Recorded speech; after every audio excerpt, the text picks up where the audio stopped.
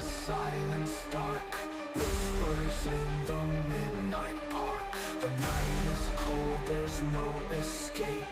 Ghostly figures take their shape. Welcome back, horror lovers, to another chilling episode of Real Talk Horror Edition, the podcast where I dissect the blood-curdling, spine-tingling, and yes, the mind-bending corners of the horror genre. I'm your host, Josh, and whether you're a longtime fan of the terrifying and twisted, or you're just dipping your toes into the abyss, I'm so glad you're here with me to explore the dark. Now, we all know horror comes in many forms. Whether they're slashers that are drenched in screen and red, or supernatural tales that make us fear the dark, and those creature features that remind us that we may not always be the top of the food chain. But some of the most powerful horror doesn't come from the external, it comes from within.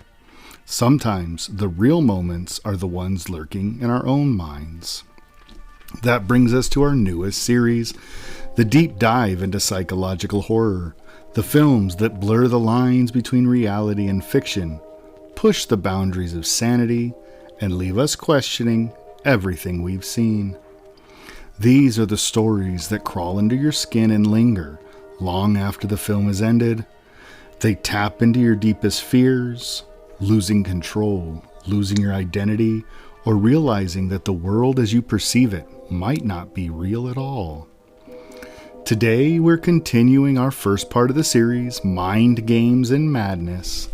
In this section, we focus on films that take us into fractured psyches, explore mental instability, and show us how gaslighting, obsession, and manipulation can destroy the mind from the inside out. And today, I couldn't think of a better film than Darren Aronofsky's Black Swan, released in 2010. This psychological masterpiece is a film that's as beautiful as it is disturbing. Black Swan takes us into the fragile, unraveling mind of a perfectionist, blending art, obsession, and madness into one hauntingly unforgettable experience. So whether you've seen it once or 10 times, this is a film that leaves its mark, and we're about to break down exactly why. So grab a drink, settle in, and let's take a closer look at the mind games, manipulations, and sheer madness of Black Swan. Trust me, this one's going to stick with you.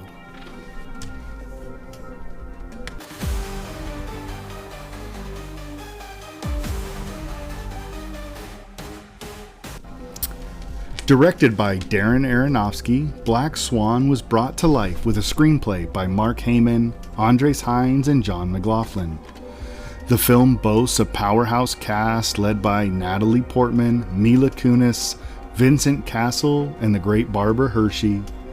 Clint Mansell's haunting score and Matthew Libatique's striking cinematography are the perfect complements to this dark psychological journey.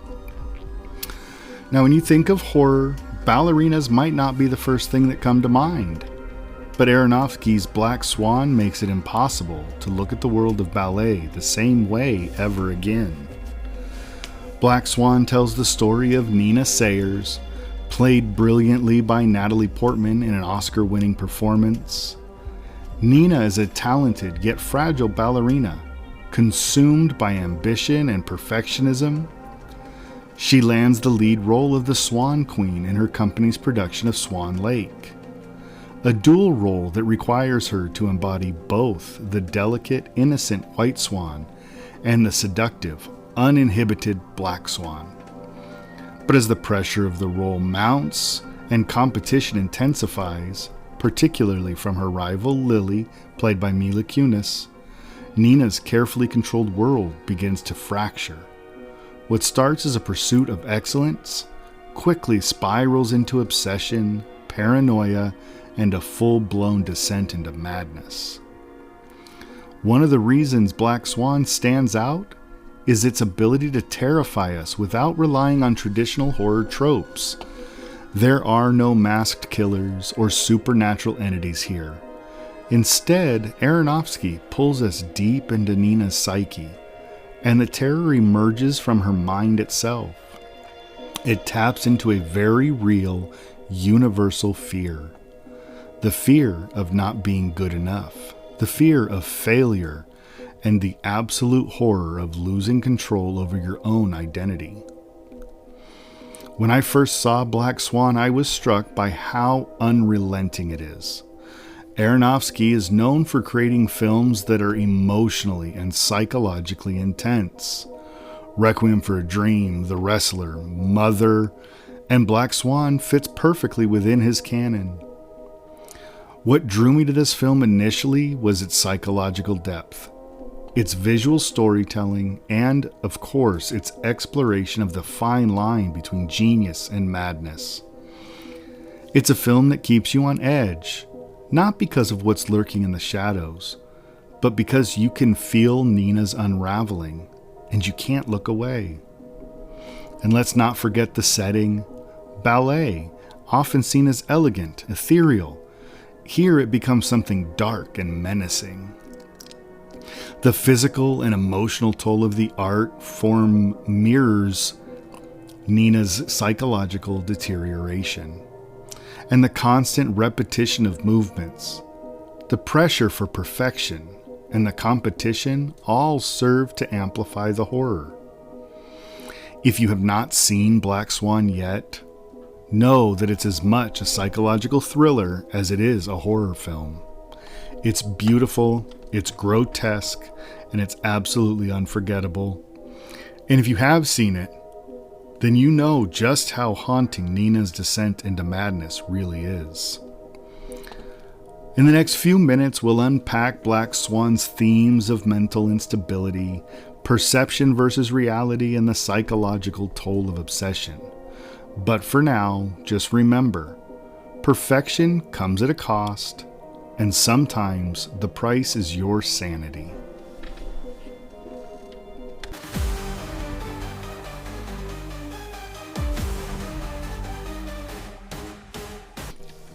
Now that we've introduced Black Swan and touched on what makes it so compelling, let's dive deeper into the themes and psychological elements that elevate this film into one of the finest examples of psychological horror.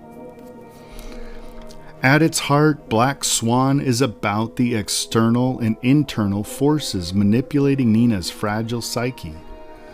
Vincent Cassel's character, Thomas Leroy, the company director, plays a key role in this. He's a master manipulator. Using gaslighting techniques under the guise of pushing Nina to greatness, he humiliates her, questions her ability to embody the darker side of the Black Swan, and constantly blurs professional boundaries in ways that are deeply unsettling. His methods are abusive, yet he couches them as necessary for artistic achievement.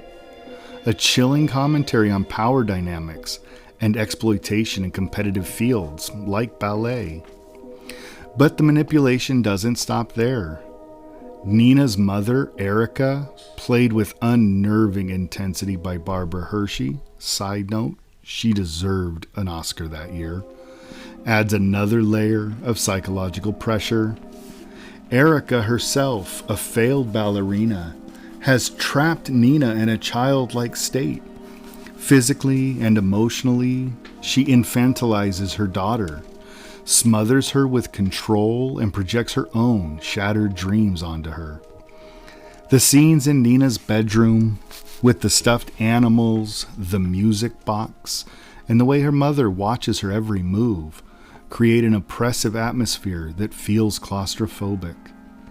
Nina is essentially fighting a war on two fronts: the suffocating control of her mother at home and the manipulative demands of Thomas at work. What makes these mind games so terrifying is how real they feel. Many of us have experienced the weight of expectations, whether from authority figures, family, or ourselves, and Black Swan takes that pressure to its psychological breaking point. Another standout element of Black Swan, and what makes Darren Aronofsky's direction so masterful, is the film's ability to blur the lines between what's real and what's imagined. From the very beginning, Nina's world is unstable. The use of mirrors throughout the film is no accident. Mirrors are supposed to reflect reality, but here they deceive and distort. Nina sees her reflection move independently or transform into something monstrous, signaling her fracturing grip on reality. Then there are her physical hallucinations. Feathers sprouting from her skin, her legs snapping like a swan's, or her eyes taking on an unnatural, animalistic quality. These surreal moments are horrifying because they reflect Nina's internal descent, her transformation into the Black Swan. What we as viewers experience is an unreliable perspective that mirrors Nina's psyche. Aronofsky pulls us into the paranoia, forcing us to question what's real right alongside her. It's unsettling, disorienting, and exactly what makes psychological horror so effective. This theme also ties into Nina's obsession with perfection. The fear of not being good enough manifests in her mind as a literal breakdown of her identity. By the end of the film, Nina isn't just acting as the Black Swan, she becomes the Black Swan. Aronofsky takes this idea of losing oneself in a role and twists it into something dark and tragic.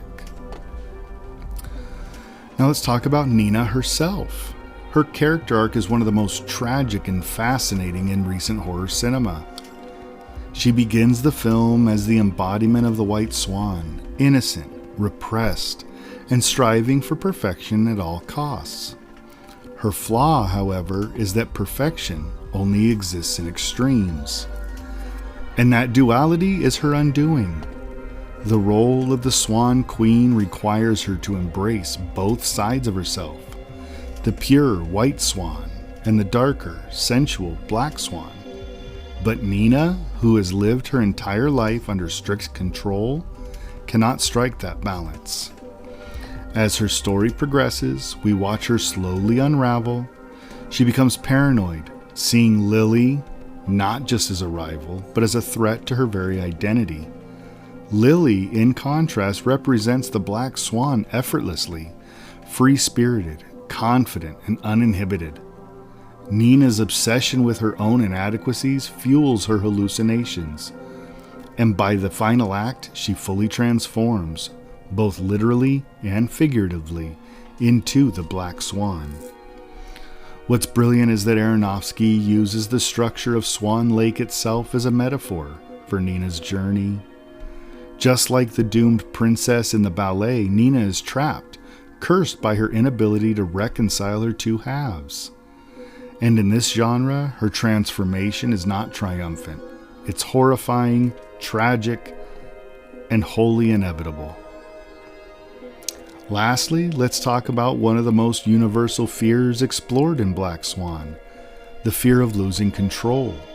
For Nina, the unknown isn't a physical monster lurking in the shadows. It's her own mind turning against her.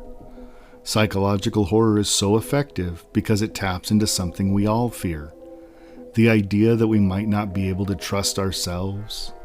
Aronofsky amplifies this terror through subtle, unsettling moments.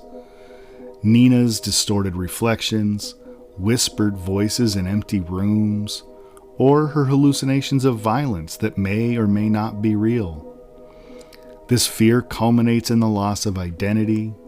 As Nina descends into madness, she loses touch with who she is. Is she the white swan? The black swan? Both? Neither? That terrifying ambiguity is what makes Black Swan linger. After the lights have come back up, it forces us to confront the fragility of our own sense of self, and that's a horror that hits uncomfortably close to home. Ultimately, Black Swan uses themes of mind games, perception, and identity to create a chilling, psychological horror film that feels both personal and universal. And it reminds us that sometimes the scariest monster is the one inside of our own mind.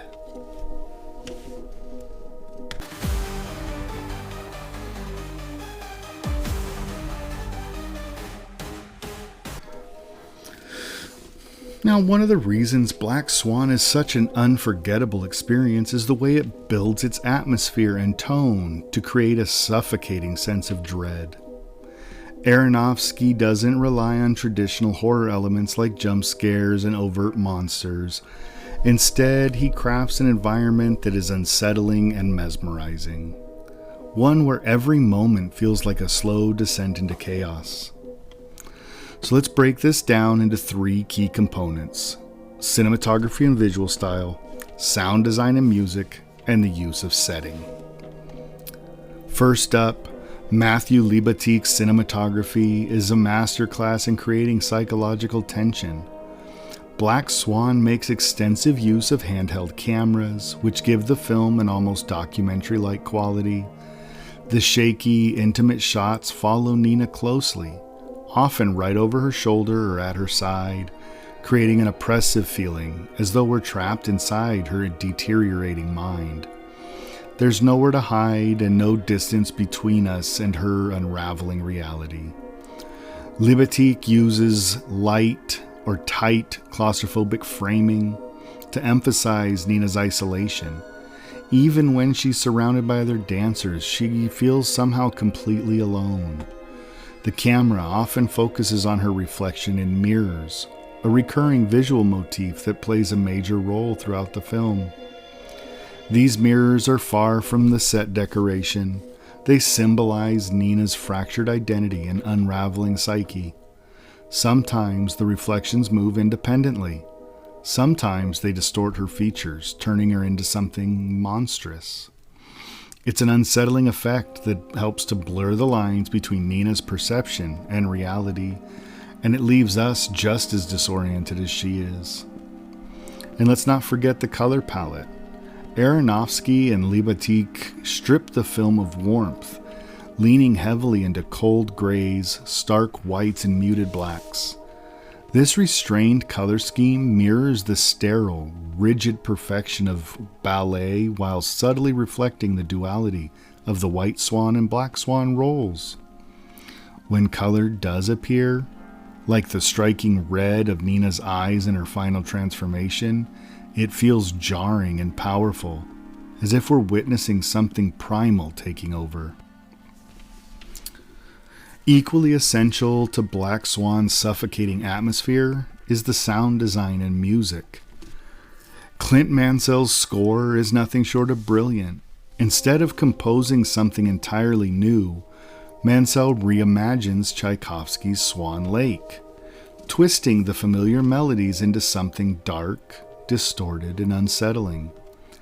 The music evolves along with Nina, growing more chaotic and unhinged as she loses control. The haunting, warped strings are both beautiful and disturbing, perfectly embodying that duality of the white and black swans. But it's not just the score that gets under your skin. The film's sound design plays a huge role in creating paranoia and unease. Aronofsky amplifies the creaking of Nina's bones and joints as she dances, making her physical pain feel visceral and real. There are also whispered voices, so faint they almost feel like hallucinations, along with eerie distortions of ordinary sounds, like fluttering feathers or breathing. These subtle audio cues immerse us in Nina's experience, making it impossible to distinguish between what's real and what's imagined. And by the end, we feel just as paranoid and on edge as Nina herself. It's a reminder that sound in horror isn't just background, it's psychological warfare. And then there's the setting. Black Swan makes incredible use of its physical spaces to reflect Nina's mental state. The ballet studio, for example, is cold, sterile, and bathed in harsh fluorescent light.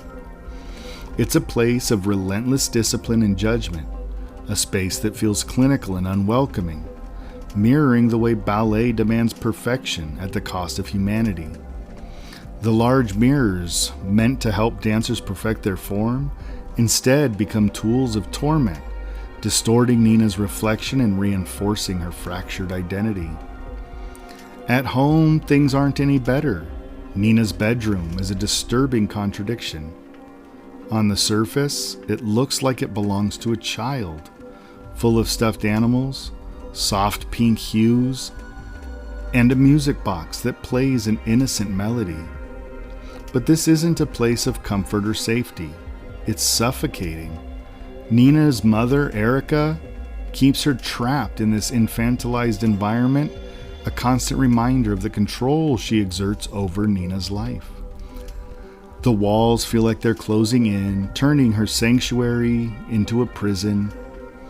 Even the performance stage itself, where Nina should feel free, becomes a battleground for her psyche.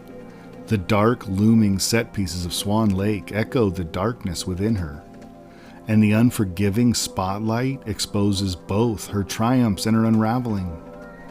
Aronofsky transforms every location into a reflection of Nina's torment. There's no escape, no moment of safety or peace, just an unrelenting sense of entrapment. Black Swan's atmosphere is so suffocating because it feels all-encompassing. The cinematography traps us in Nina's perspective. The sound design keeps us on edge, and the cold, oppressive setting reflects her torment back at us. Aronofsky's ability to weave these elements together creates a tone that is equal parts mesmerizing and horrifying. And by the time the film ends, we're just watching Nina's descent into madness. We're now feeling it. We've been there with her, immersed in an atmosphere that's claustrophobic and unrelenting as the pressures she's facing. And that's the power of Black Swan. It's not just a film you watch. It's a film you end up experiencing. Stay with me, because coming up we're going to dig into the performances that make Black Swan so forgettable, starting with Natalie Portman's Oscar-winning transformation.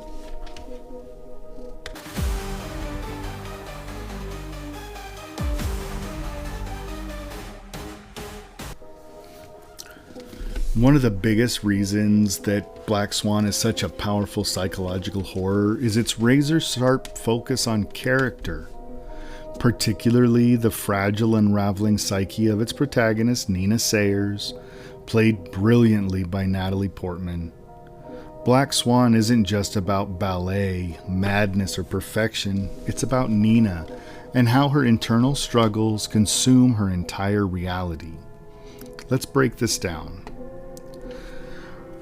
From the very beginning, we can see that Nina is a tightly wound character, a woman living under immense pressure and teetering on the brink of collapse.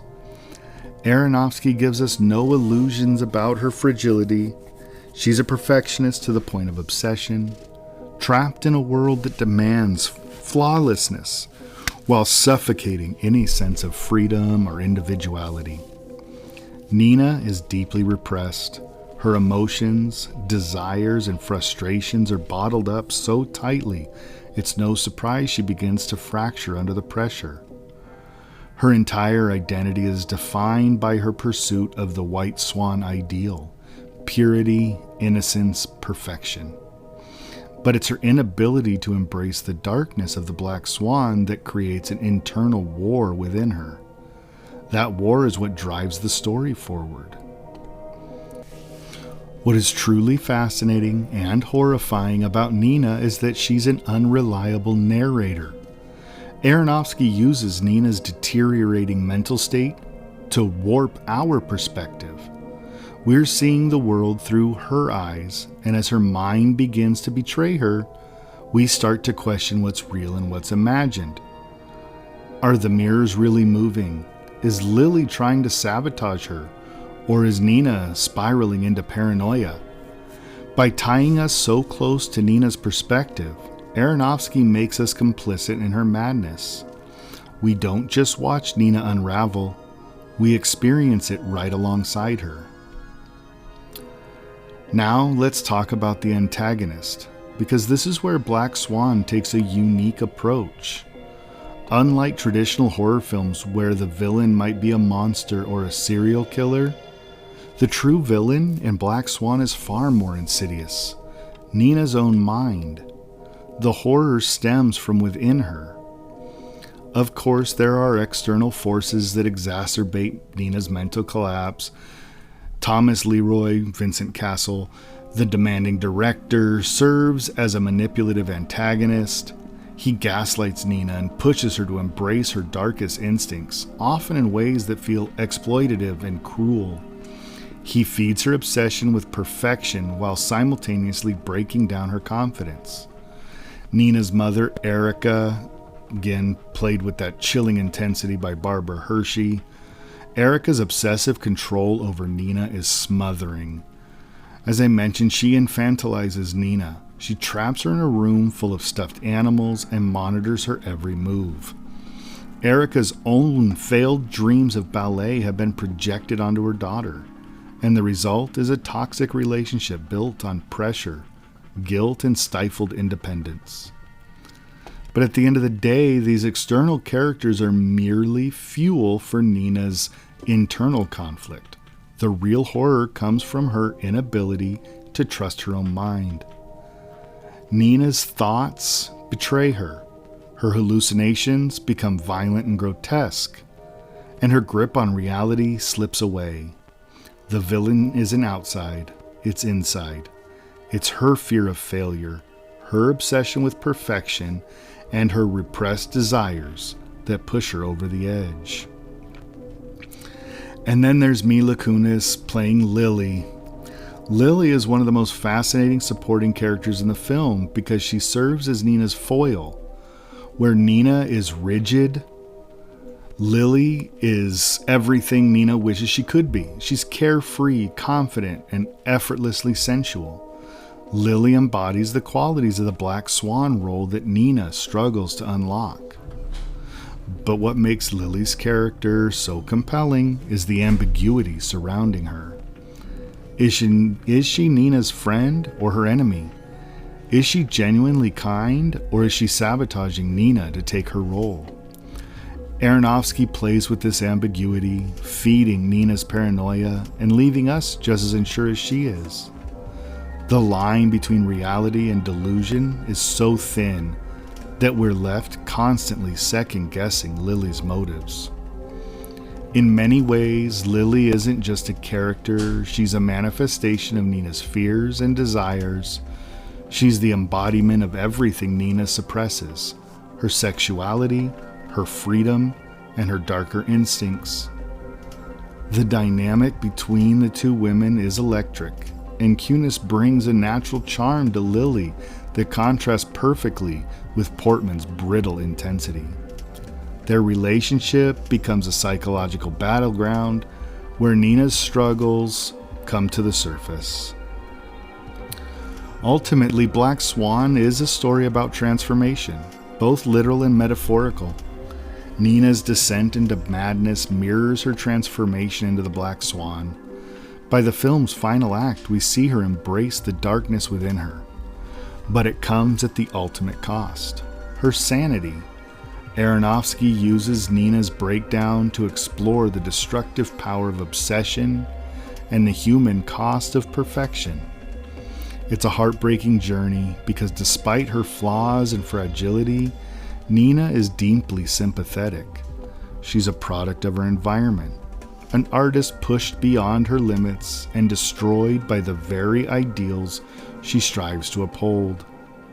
Portman's performance is raw and unflinching, capturing every nuance of Nina's unraveling with an intensity that absolutely earned her the Academy Award.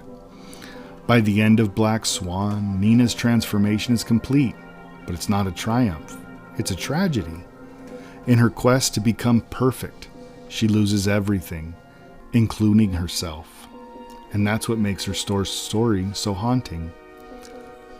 So we've explored Nina's psyche, her internal battles, and the roles played by the people around her. Up next, we're going to take a closer look at the film's symbolism. Because trust me, Aronofsky packs Black Swan with layers upon layers of metaphor. So stick with me.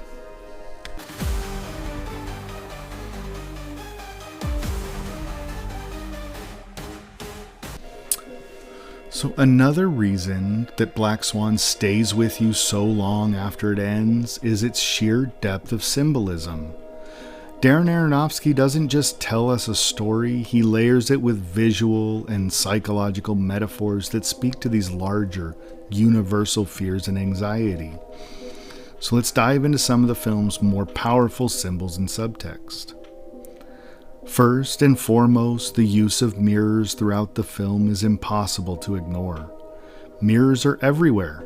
Nina's ballet studio, her apartment, the backstage dressing rooms, constantly reflecting back her image, but never quite in the way she expects.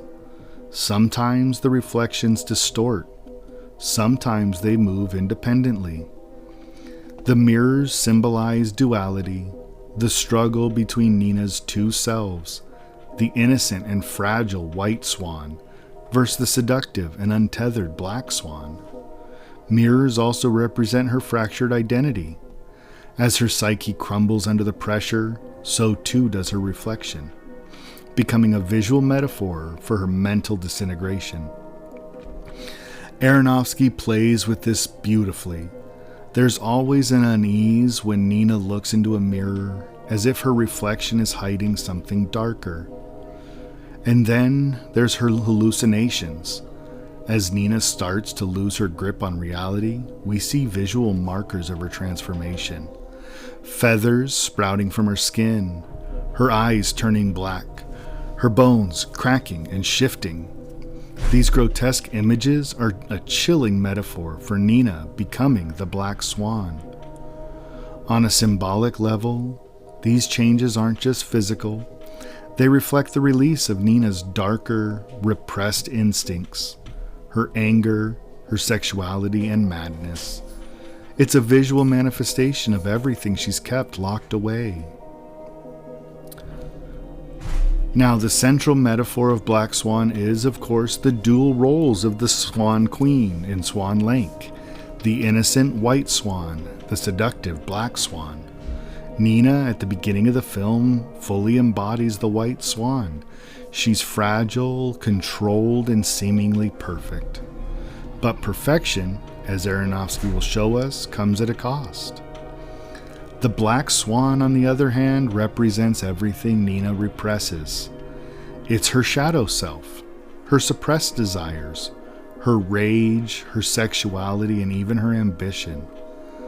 The more Nina tries to embody the role of the Black Swan on stage, the more she loses herself to it off stage.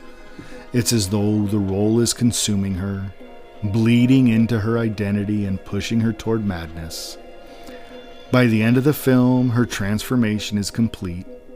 She becomes the Black Swan, both literally and figuratively, and it's both terrifying and tragic. There's something deeply psychological about this transformation.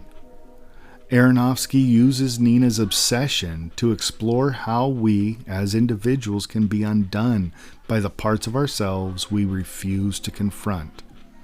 In Nina's case, her denial of the darker instincts causes them to manifest in violent, horrifying ways. The swan in this context becomes a mirror of her mind, a symbol of the self torn between innocence and chaos. But Black Swan isn't just a psychological horror film. It's also a biting critique of the toxic pursuit of perfection. Nina's world is built on impossible standards. In the world of ballet, perfection isn't just expected, it's demanded.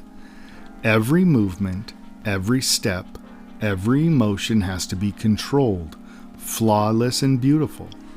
But in chasing that perfection, Nina sacrifices her health, her relationships, and ultimately her own sanity. And this theme resonates far beyond ballet. Aronofsky uses Black Swan to reflect a societal obsession with perfection, whether it's in art, careers, or even personal image. The pressure to achieve the unattainable can destroy us, just as it destroys Nina. It's a cautionary tale about what happens when we allow external expectations to define us. The line from Nina at the end of the film, "I was perfect," is haunting because it's both triumphant and tragic. In achieving perfection, she's lost everything: her sanity, her identity, and ultimately her life. Aronofsky leaves us questioning, was the pursuit worth it? And what does perfection even mean if it comes at such a high cost? The brilliance of Black Swan lies here in the symbolism. The mirrors, the swan, and Nina's transformation, all serving as these haunting reminders of the fragility of the human mind and the dangers of suppressing our darkest selves. Aronofsky uses these symbols to tell a story that is both deeply personal and universally unsettling. And that's why The Black Swan is more than just a film. It's an experience that holds up a mirror to our own fears and insecurities. It's the kind of story that lingers, making us question the price of perfection and the parts of ourselves we're too afraid to confront. All right, next up, we'll discuss some of the standout scenes and showcase Aronofsky's genius and take Black Swan from psychological thriller to full-on horror. So stay with me.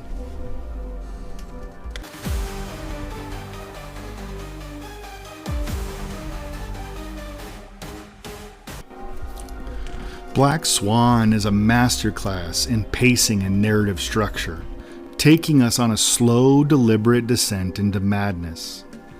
Darren Aronofsky carefully builds tension throughout the film, making each moment more settling than the last.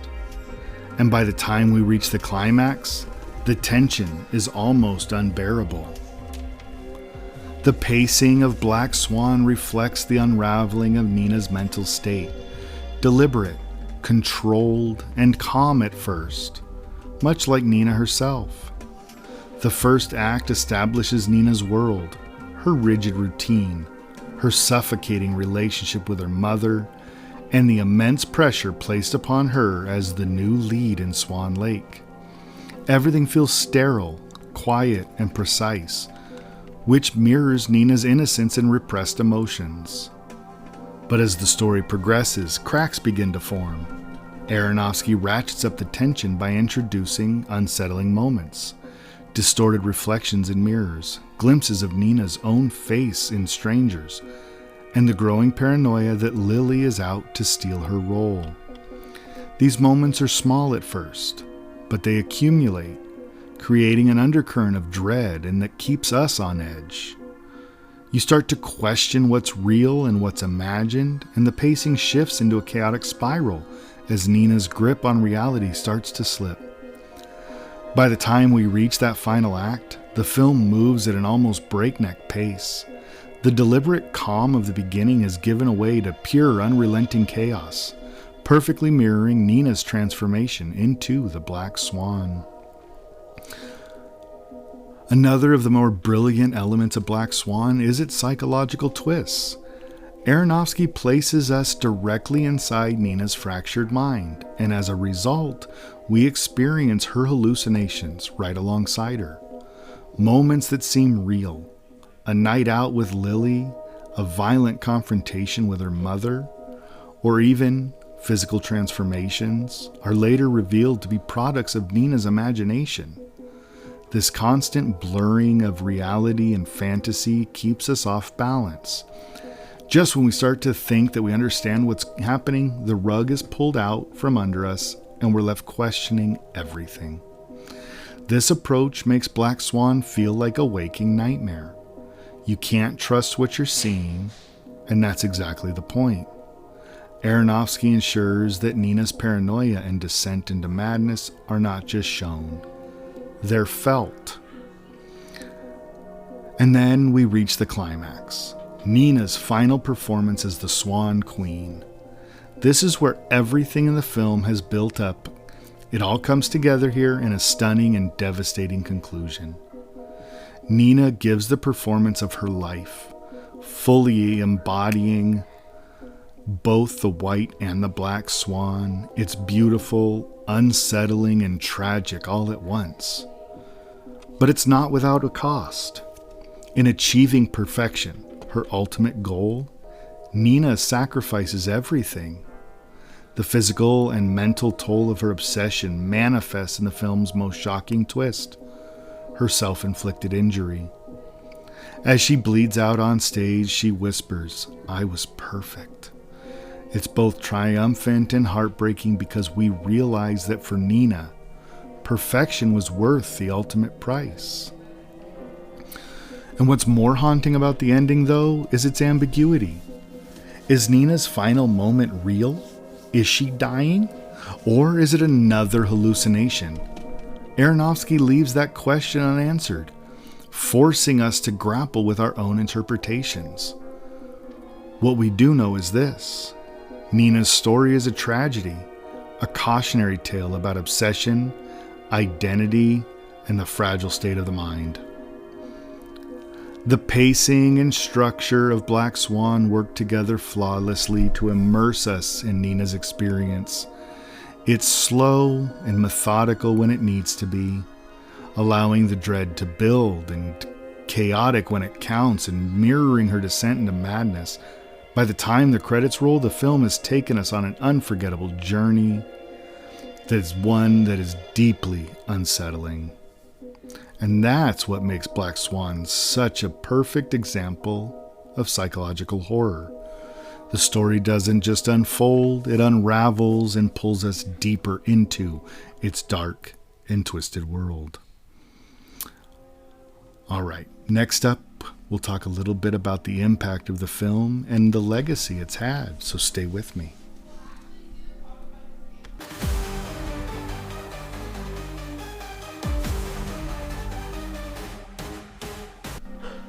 Few films manage to leave a mark on both the horror genre and mainstream cinema quite like Black Swan.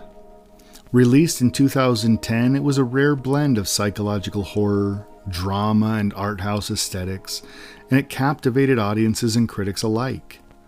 It wasn't just a film, it was an experience that forced us to confront unsettling truths about perfection, identity, and obsession.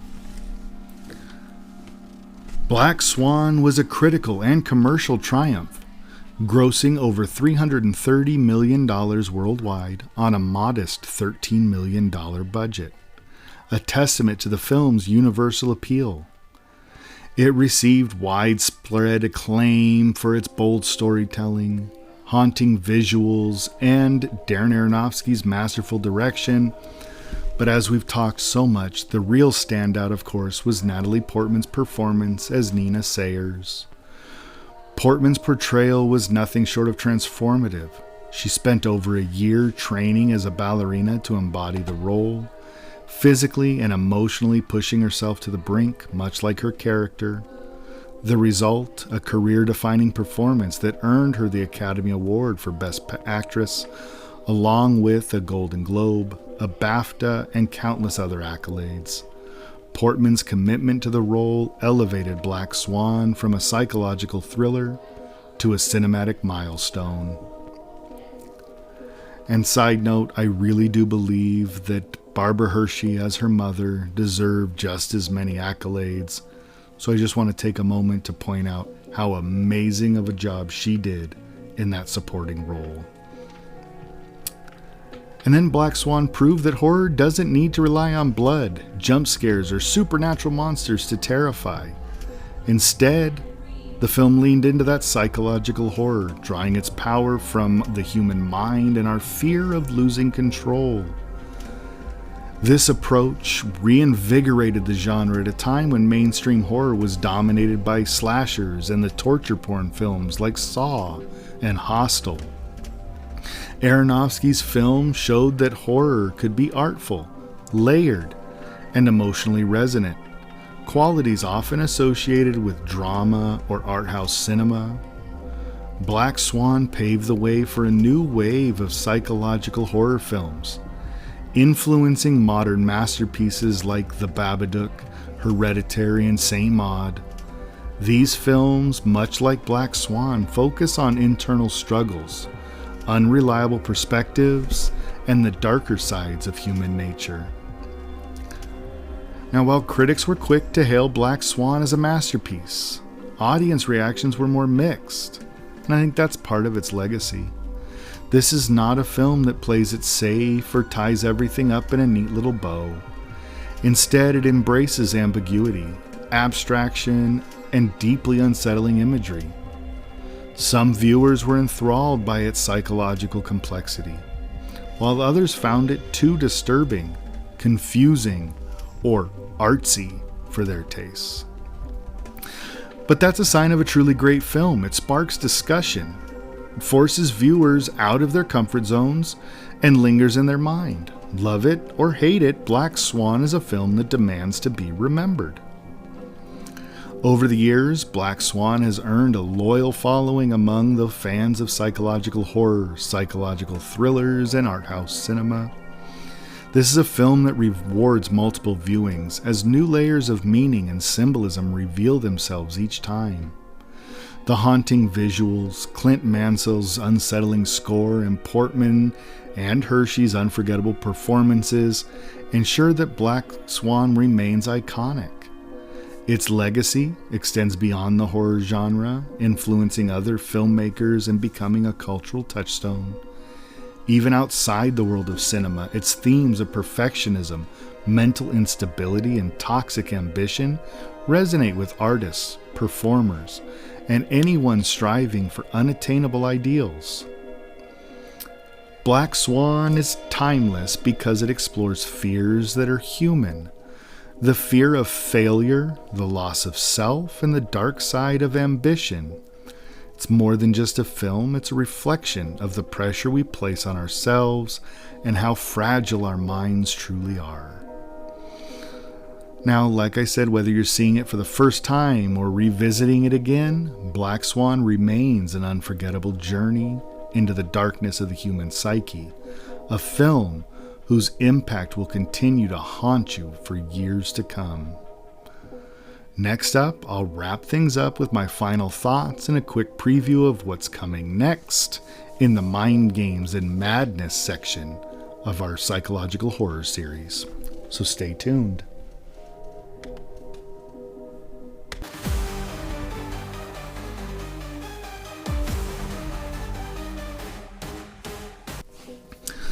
All right. After diving deep into the intricacies of Black Swan, I have to say, this is near perfect exploration of psychological horror. This film doesn't just play with the mind, it twists it, warps it, and drags you through the deepest, most uncomfortable corners of the human psyche. There's a reason it's often cited as one of the standout horror films of the 21st century. It's a film that lingers in your mind, and that's a hallmark of something truly remarkable. So let's talk about the strengths of Black Swan. First and foremost, the themes. Aronofsky doesn't just tell a story, he immerses us in a world where every scene is loaded with meaning. The concept of duality is explored on multiple levels. Nina's internal conflict and metaphor of the white and black swan, the dance between innocence and corruption, it's all woven together in a way that feels both deeply personal and universally unsettling. These aren't just characters, they're representations of our own fears and desires. Visually, the film is striking. The cinematography by Matthew Libatique amplifies Nina's descent into madness. The handheld camera work and claustrophobic framing make us feel as though we're trapped inside her mind, unable to escape the spiraling chaos. And those mirrors, constantly reflecting, distorting, and fragmenting Nina's image are brilliant symbols of the fractured identity that lies at the heart of her struggle. Then there's Natalie Portman's transformative performance. She doesn't just play Nina, she becomes her. From the timid, controlled ballerina to the unhinged, dangerous Black Swan. Portman embodies Nina's psychological breakdown with such raw intensity that it's hard to imagine anyone else in that role. This isn't just acting, it's an experience in itself. Her commitment to the role is palpable, and she absolutely deserved every accolade she received for her work here. Now, of course, no film is truly without its flaws, and Black Swan's no exception.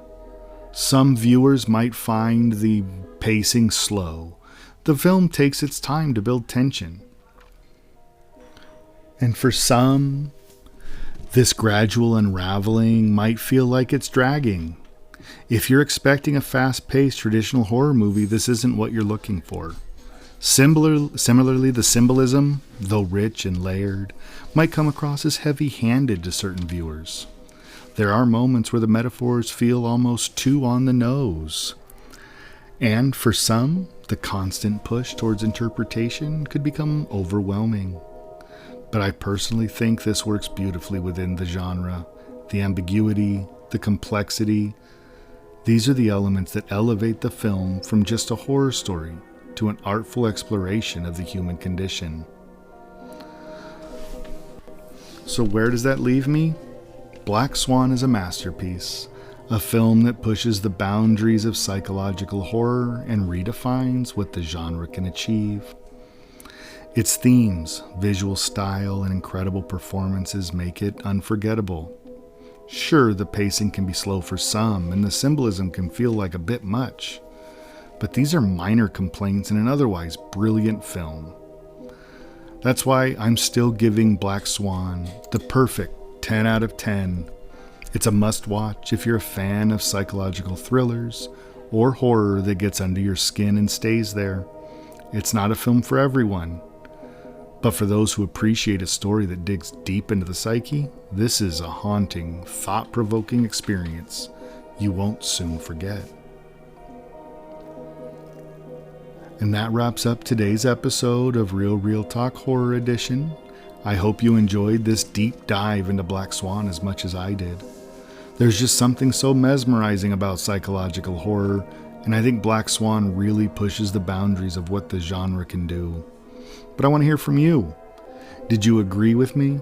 Did you like my take on the film? What did you think of Nina's descent into madness? And of course, I'm curious to know what your favorite psychological horror films are. Let's get that conversation going. If you haven't already, make sure to subscribe to the podcast so you don't miss out on future episodes. And if you enjoyed this episode, take a moment to leave a review. Your feedback helps keep the show going. Share your thoughts with me on social media too, whether it's about Black Swan or your favorite creepy psychological films or any other topics you'd like to hear me cover. You can find me on Threads and Instagram at Real Talk, so drop me a message. Next time, we'll continue our Mind Games and Madness series, and we'll be diving into the butterfly effect. This one is another psychological head trip that plays with time and perception. And I can't wait to get into it with all of you. I don't think you're going to want to miss this one. Until then, stay spooky, stay safe, and as always, thanks for listening to Real Talk Horror Edition.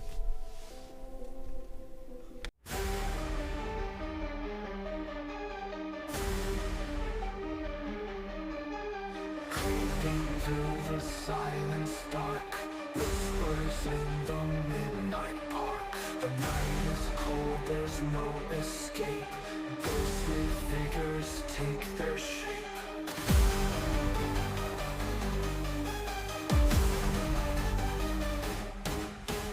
Lovers play a twisted game.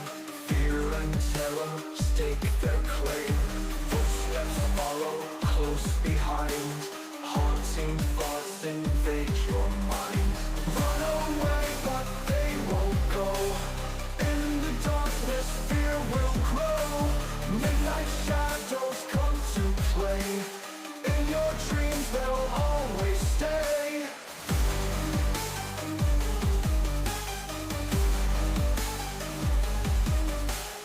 Windows rattle, doors they creak. Ghostly whispers start to speak. Every corner hides a fear. Close your eyes, they're drawing near. Candles flicker, spirits call. In the night they'll take it all. Midnight strikes, the clocks rewind. intertwined.